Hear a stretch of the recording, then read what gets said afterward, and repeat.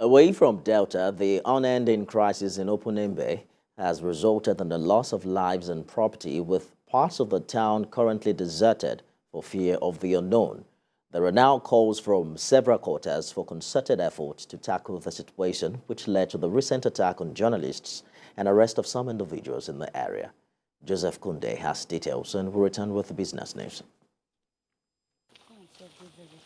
Opu-Nembe, an oil-rich community, is one with an admirable history that dates back to the colonial era. But violent activities in the last week have since breached the peace. The Deputy Governor, Lawrence Erujapo, while visiting the troubled community, was not too happy with the methodology being deployed by the special teams sent by the acting IGP. He believes they are infringing on the human rights of the people. This is as some women protested the presence of the policemen in the community. Who was the person you arrested today? Who would you arrest today? One person that came up since young guys. It's sort of, how do they call it? A gun. Construct? A gun by itself. And when we were moving, he was trying to hide and was trying to, and we rush him. And I have the SBT there. But was it a gun? It was not a gun. But you have seen that what is entry only was armless. What we have needed to have done is to have just taken the thing from him and release him.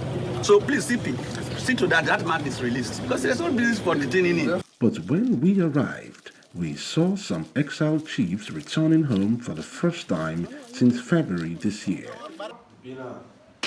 I visited my cameraman, who survived the onslaught with the intervention of the police days after he was discharged from the hospital. He narrates his ordeal. They double-crossed me with a gun. If you move, I shoot you. So I stopped with also a knife. So when I stopped, they hold me, say who I am, and I told them that I'm a journalist. They pulled my shirt, pulled my trouser, used my singlet, took away my canvas, took away my shirt, like my t-shirt, and used my inner singlet to put my hands on the back and tied me like a criminal. They tied me.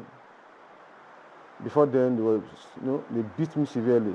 4 policemen appeared like an angel, honestly. The next thing was a tear gas. When they shot the tear gas, all of them took their way. That's how I was rescued.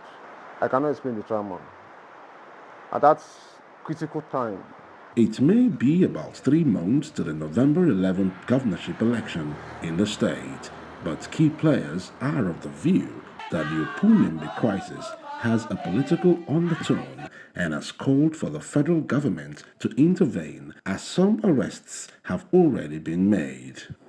Joseph Kunde, TVC News, Nembe.